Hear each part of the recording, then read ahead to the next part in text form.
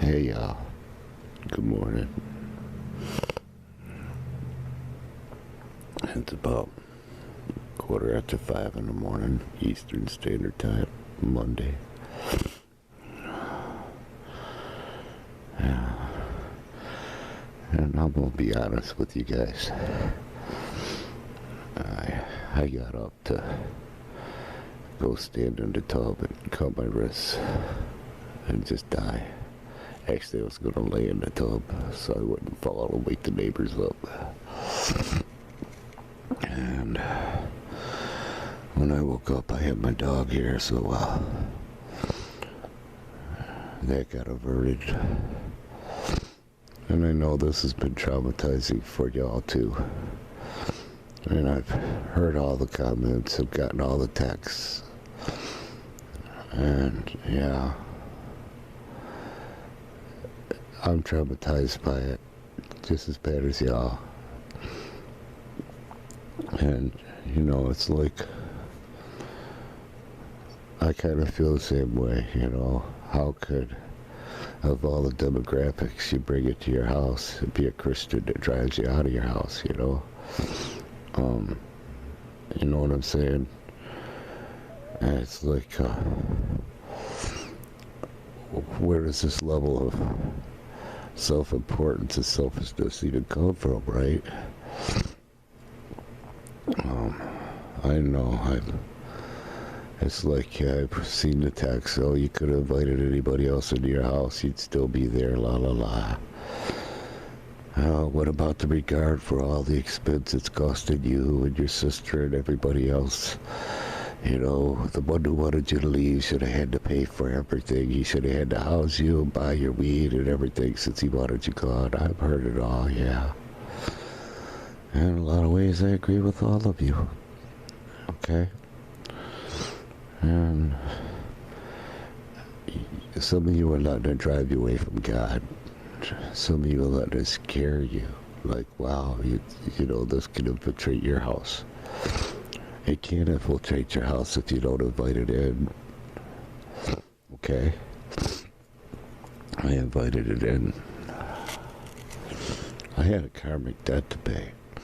I want to remind you of the scripture that it's better to sleep on a rooftop than to try and live in a giant house, a castle, with a contentious woman. Okay? No, that's not no bullshit. I can tell you from experience, it's not bullshit. And, you know, I reached where it's like, hey, I snapped, I can't do it no more. I'm too old to do this deadline shit, you know, I have deadlines to be out. I don't know if I gotta be out tomorrow at 11 or Wednesday at 11, but it's got me sick, man. You know, I need cigarettes, I need chocolate. I need food already. I mean, I'm low for food. I have some tuna, some chicken noodle soup, and half a can of chili. Woohoo, cool. But it's like, you know, I need weed. I don't have weed. It's like, you know, it's too much. It's too much. I can't do it. I tried though. I gave it a hell of a shot. I lasted how long? 3 days before bad shit happened. So it's like, yeah. And I've pretty much got myself programmed where, you know, I could kill myself in a blackout now and just do what no one else would do, you know. You know, people will do stuff to me that will subject me to a fate worse than death rather than just kill me. Like they get off on torturing me. So I don't know when I'm going to upload this or if I'm going to upload it. Because it's kind of a peek into the reality behind everything I've been doing for God, which is trying to keep a positive outlook and keep a positive energy bubble in spite of all the negative. And it's like it's another day that I was deprived of my ministry, being with my kiddies, my family, you know. It's like It's like, I totally know what, you know, entities felt like during the Holocaust, having their families ripped from them, having everything that God gave them taken from them. You know, I understand that side of things. I don't understand the mentality behind the side of things of taking shit from people, because, well, I don't have that mentality where I want somebody else's shit, or where I would make somebody else suffer like this just so I could be happy. You know, so I can't wrap my mind around that side of it. I can empathize with the victims though. And it's like, you know, I just want to die because, well, there's no real Christians anywhere. There's no Christianity. I mean, my sister's the only Christian that I've seen. And then people who don't claim to be Christian have been more Christian to me. You know, y'all. It's like, almost, y'all, without your support, you know, going up against my sister's money, I would already, who knows, be back at my grandma's or sleeping in a tent in the woods or somewhere. So I appreciate that y'all didn't bail on me. And that you didn't turn your back like the Christians in the world and the churches did, you know. That y'all were there. You were the small group that was there when nobody else was. And, you know, I stuck it out for a long time, just, you know, because you guys were there. And I really did feel obligated. I do feel obligated to you, but I have nothing left to offer. What power do I have to present to you when I can get driven from my own home by, of all things, a Christian? What do I have to present to you?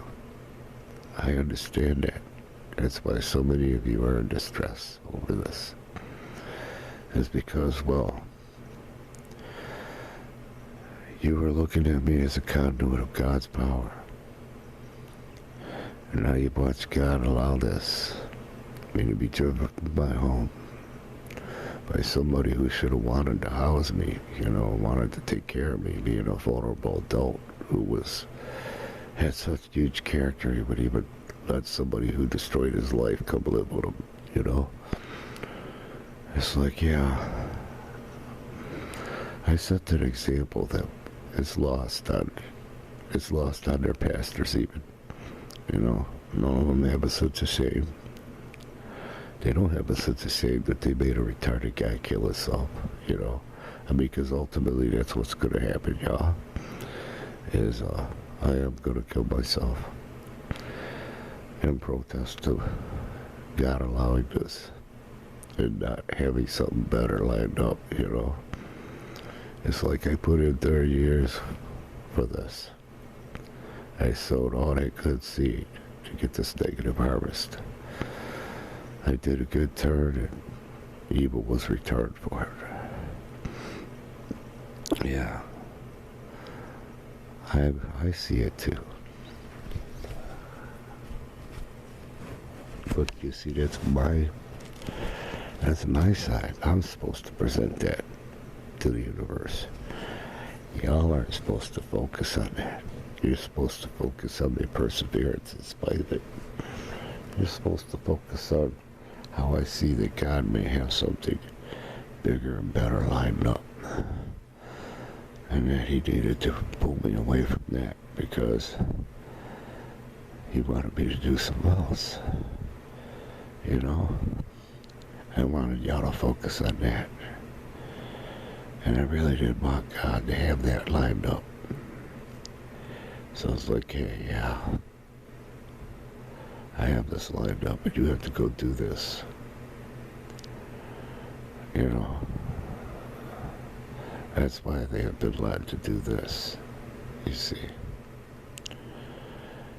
Or that's why I'm allowing it, whatever. That's what I tried to stick out for y'all. I really did think that there was something big, you know, looming on the horizon there. It would just be like, hey, now they all gotta eat it, because, well, they all wanted me up out of there, but God put me in a castle, then fuck you, you know?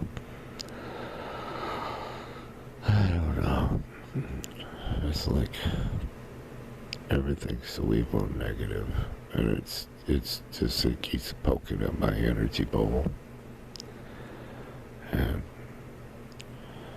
I'm surrounded by angels that don't seem to be able to do anything about the situation. I don't know what the fuck. It's like, hey, I need stuff done, man. I need it done fast. You know, I'm not at peace. I'm fucking plotting my own death and shit. You know? It's like I'm plotting my own untimely demise. There's people in my family just dropping about like flies everywhere. Going to the hospital and shit. Being diagnosed with something that's not even real. When they died of something else entirely. Just for a payout. Getting all them cursed pennies on themselves, you see. And those curses work both ways. To those who receive them and those who pay them out and those who wanted them paid out. Those who have an agenda that can benefit from this. So yeah, I got my son thought of working on another song. Because, well, you know, it just kind of crosses my ass the wrong way how stupid white devils are.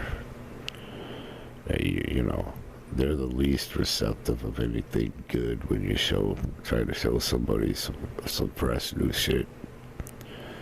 It's like, you know, they're the least receptive. It's like somebody black has got to like it before they'll like it. It's like, really, you're just too impressionable. I don't want you as a fan of my music. Don't ever listen to me. And later on, if I blow up and I'm big and everybody else likes me, don't like me, little white devil. Remember, you didn't want to give me a chance, fucking give me a full listen to my song before fucking somebody else liked it. So don't like it now that everybody else likes it. Fuck you. Remember, you're an impressionable little bug. You only like what everybody else likes. And I don't want bugs for fans, okay? Because bugs do what other bugs do. And I don't need bugs following me around. Okay, I don't need bugs, alright? That's where I'm at with that. I don't need low-hanging fruit for fans. Okay? If all I have for fans is you guys, I'm fine with that. I mean, but I have more than you guys as fans. And not all of them are on your character level. Not all of them are you know, of your caliber. I know I could have invited any one of you guys into my house to come live with me. And I'd still be there. And my house would have been benefited even better. We'd all be benefiting. You know, it wouldn't all be like, you know, about one person supposed to be more benefited than the other in the house. We all would have benefited. And I've lived with downright demonic people where we could all live like that. So I really didn't think that this would be the outcome. You know, you think that, hey, well, okay, well, the person goes to church, supposed to be a Christian. You bring them in around the good God, real God, Christian energy. And they see how big the house is and how everybody can live good, and everybody can be happy, and everybody can be freer just by, you know, you being there.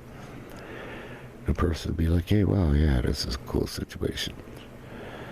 Instead of, you know, having a jealous little bitch reaction to it. You know, oh, well, after 30 years of being married, I can't tolerate these two still being friends or, you know, caring about each other, looking out for each other as humans, as, you know, spiritual siblings, you know.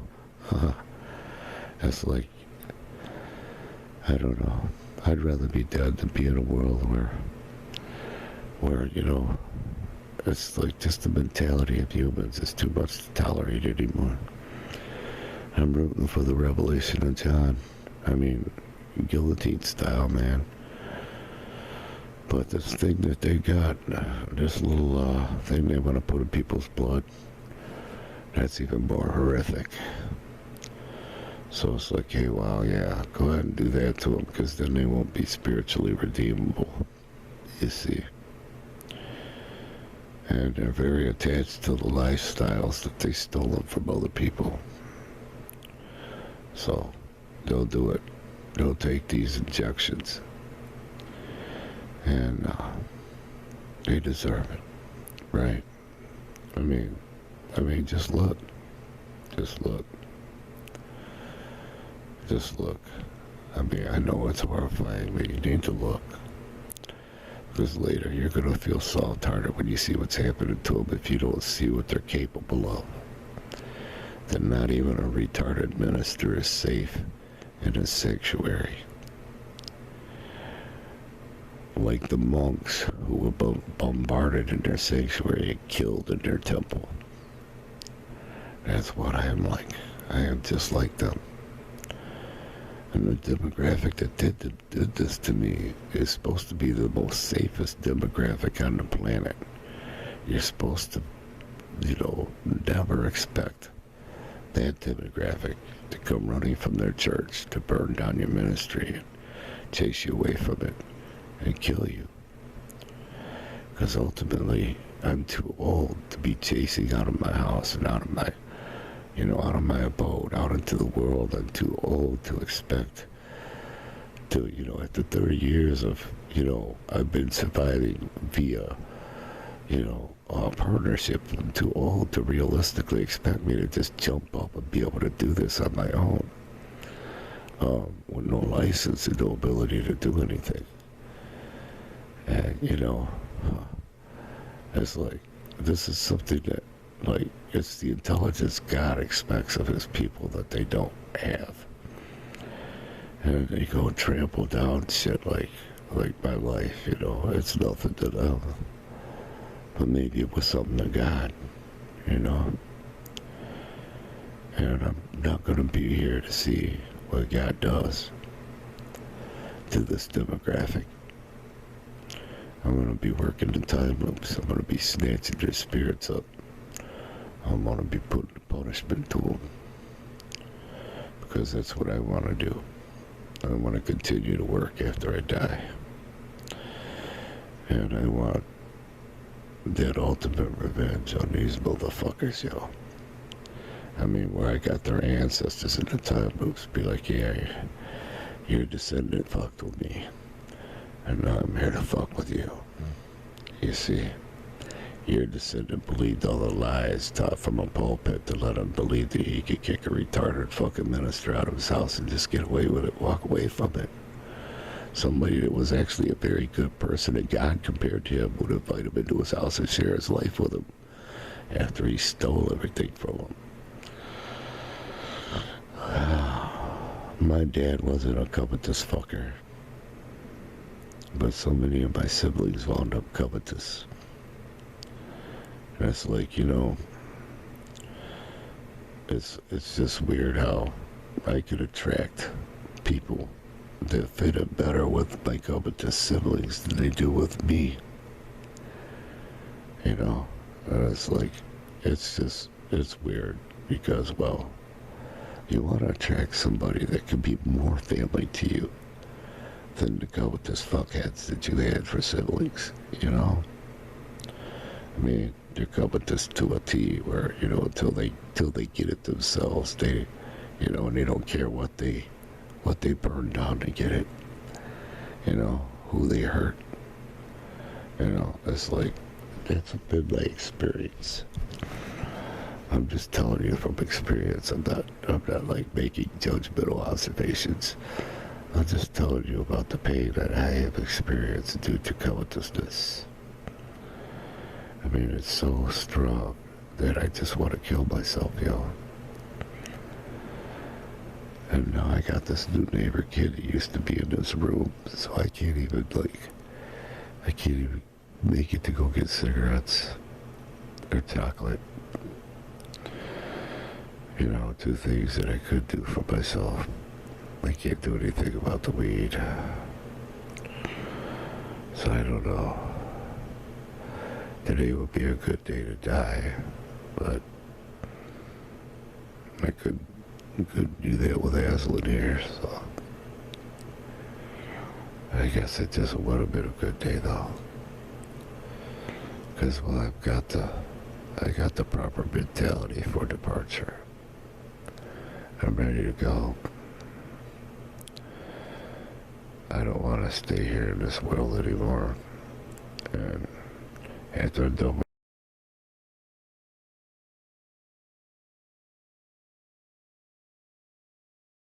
never get bored as this guy, so I paid for what I will never perpetuate.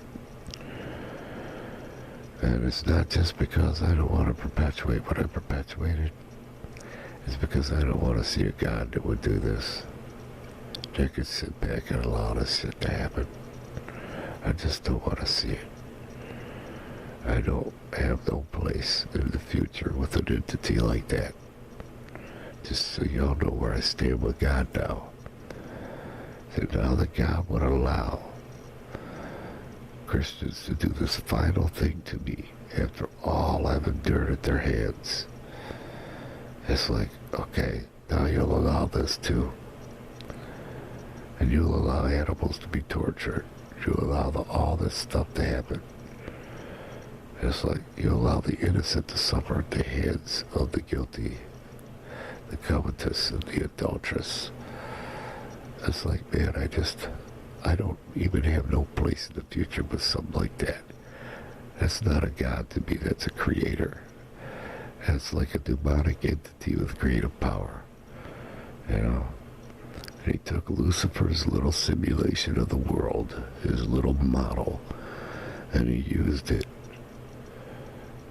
And he authored all this evil, every evil Christian that has ever afflicted a retard like me. God created that evil shit. He's the author of that evil.